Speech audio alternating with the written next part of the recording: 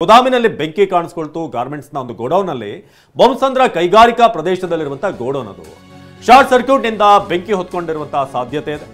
So ಬೆಂಗಳೂರಿನಲ್ಲಿ ಗಾರ್ಮೆಂಟ್ಸ್ನ ಗೋಡೌನ್ನಲ್ಲಿ ಕಾಣಿಸಿಕೊಂಡಿರುವಂತಹ ಬೆಂಕಿ ಬೊಮ್ಮಸಂದ್ರ ಕೈಗಾರಿಕಾ ಪ್ರದೇಶದಲ್ಲಿರುವಂತಹ ಗೋದಾಮು ಬಟ್ಟೆ ಲೆದರ್ ಸೇರಿ ಹಲವಾರು ವಸ್ತುಗಳನ್ನ ಅಲ್ಲಿ ಶೇಖರಿಸಿ ಇಡಲಾಗಿತ್ತು.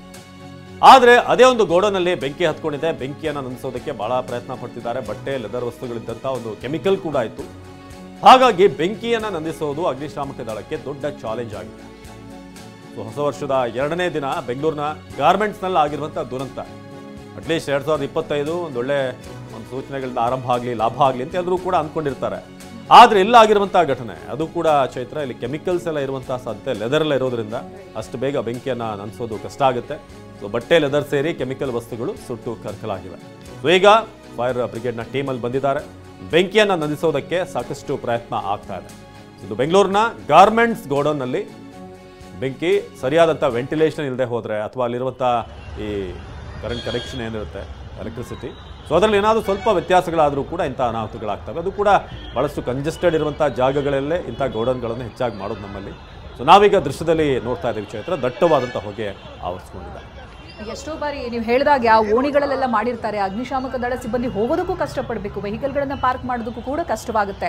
ನಾವಿವಾಗ ಗಮನಿಸ್ತಾ ಇದ್ದೀವಿ ದೃಶ್ಯದಲ್ಲಿ ದಟ್ಟವಾದ ಹೊಗೆ ಆವರಿಸ್ಕೊಂಡ್ಬಿಟ್ಟಿದೆ. ಒಳಗಿದ್ದಂಥ ಬಟ್ಟೆ, ಲೆದರ್ ಎಲ್ಲವೂ ಕೂಡ ಸುಟ್ಟು ಕರಕಲಾಗಿದೆ. ಬೊಮ್ಮಸಂದ್ರ ಬೆಂಗಳೂರಿನ ದೃಶ್ಯಗಳಿದು. ಗಾರ್ಮೆಂಟ್ಸ್ ಗೋದಾಮಿಗೆ ಬೆಂಕಿ ಹೊತ್ಕೊಂಡಿದೆ. ಶಾರ್ಟ್ ಸರ್ಕ್ಯೂಟ್ನಿಂದ ಹೀಗಾಗಿರ್ಬೋದು ಅನ್ನುವಂಥ ಶಂಕೆ ಇದೆ. ಇದರಿಂದಾಗಿನೇ ಬೆಂಕಿ ಹೊತ್ಕೊಂಡಿದೆ ಅಂತ. ಇದೀಗ ಬೆಂಕಿ ನಂದಿಸುವಂಥ ಕೆಲಸಗಳಾಗ್ತಾ ಇದೆ. ದೊಡ್ಡದಾಗಿನೇ ಕಾಣಿಸ್ಕೊಳ್ತಾ ಇದೆ. ಬೆಂಕಿ ಹೊತ್ತಿಕೊಳ್ತಿದೆ. ಅಕ್ಕಪಕ್ಕಕ್ಕೆಲ್ಲೂ ಸ್ಪ್ರೆಡ್ ಆಗದೇ ಇದ್ದರೆ ಅದು ಅದೃಷ್ಟ ಅಂತ ಹೇಳಬೇಕು. ಅಕ್ಕಪಕ್ಕ ಮನೆ ಇದೆ, ಬಹುಶಃ ಅದು ರೆಸಿಡೆನ್ಷಿಯಲ್ ಏರಿಯಾ ಅಂತ ಅನಿಸುತ್ತೆ. ಅಕ್ಕಪಕ್ಕದ ಮನೆಗಳನ್ನು ಗಮನಿಸಿದ್ರೆ ತೆಂಗಿನ ಮರಗಳನ್ನು ಕೂಡ ನಾವು ಗಮನಿಸ್ತಾ ಇದ್ದೀವಿ. ಜೊತೆಗೆ ಸುತ್ತಮುತ್ತ ಒಂದಷ್ಟು ಟೆಂಟ್ ಹಾಕಿರೋದು ಇದೆಲ್ಲೂ ಕೂಡ ನಾವು ದೃಶ್ಯದಲ್ಲಿ ನೋಡ್ತಾ ಇದ್ದೀವಿ.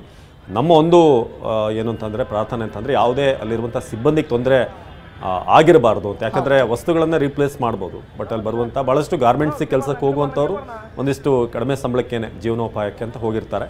ಬಟ್ ದೇವರ ದಯೆಯಿಂದ ಅಂಥದ್ದೇನೂ ಆಗಿರಲಿಕ್ಕಿಲ್ಲ ಅಂತ ನಾವು ಬಯಸ್ತಿದ್ದೀವಿ, ಅಂದ್ಕೊಂಡಿದ್ದೀವಿ. ಬಟ್ ಇವಾಗ ಬೆಂಕಿಯ ಕೆನ್ನಾಲ್ಗೆ ನೋಡಿದ್ರೆ ಕೂಡಲೇ ಅವರಿಗೆ ಹೊರಗೆ ಬರೋಕ್ಕೆ ಸಾಧ್ಯ ಆಗಿದೆಯಾ, ಗೋಡೌನ್ ಸುತ್ತಮುತ್ತ ಯಾರಾದರೂ ಕೆಲಸ ಮಾಡ್ತಾ ಇದ್ರೆ ಇದೆಲ್ಲವೂ ಕೂಡ ಮುಂದಿನ ಹಂತದಲ್ಲಿ ಗೊತ್ತಾಗುತ್ತೆ. ಆದರೆ ಈಗ ಬೆಂಕಿ ಹೊತ್ಕೊಂಡಿರುವಂಥ ರೀತಿ ನೋಡಿದ್ರೆ ಭಾಳ ದೊಡ್ಡ ಮಟ್ಟದಲ್ಲೇ ಬೆಂಕಿ ಆವರಿಸ್ಕೊಂಡಿದೆ. ಸುತ್ತಮುತ್ತ ಇಟ್ಟಿರುವಂಥ ವಸ್ತುಗಳು ನೋಡಿಲಿ. ಈಗ ಈ ದೃಶ್ಯವನ್ನು ಗಮನಿಸ್ಬೋದು.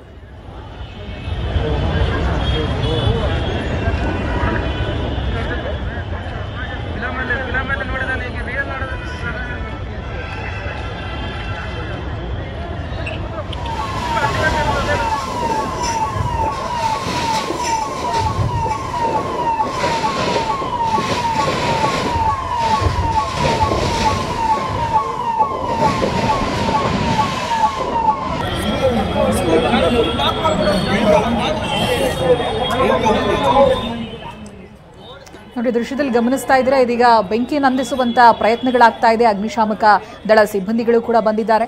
ದಟ್ಟವಾದಂಥ ಹೊಗೆ ಆವರಿಸಿದೆ. ದೃಶ್ಯಗಳಲ್ಲಿ ಗಮನಿಸಬಹುದು ಅದು ಯಾವ ರೀತಿಯಾಗಿ ವ್ಯಾಪಿಸ್ತಾ ಇದೆ ಅಂತ. ಅಕ್ಕಪಕ್ಕವೂ ಕೂಡ ಬಹಳ ದೊಡ್ಡ ಮಟ್ಟದಲ್ಲಿ ಬೆಂಕಿ ಹೊತ್ಕೊಂಡಿದೆ. ಬಟ್ಟೆಗಳಿರೋದ್ರಿಂದ, ಲೆದರ್ಗಳಿರೋದ್ರಿಂದ ಅದು ಬೆಂಕಿ ಮತ್ತೆ ವ್ಯಾಪಿಸೋದಕ್ಕೊಂದು ಸಾಥ್ ಕೊಟ್ಟಾಗಿರುತ್ತೆ.